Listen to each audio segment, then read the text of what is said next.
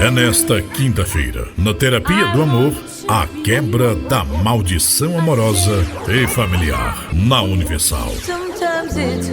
Você que sofre com problemas familiares como vícios, brigas, separação e não consegue ser feliz com ninguém. Venha quebrar todas as maldições da sua vida sentimental. Não perca, nesta quinta-feira, a quebra da maldição amorosa e familiar.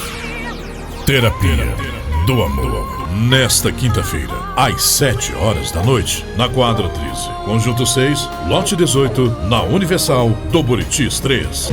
Aceita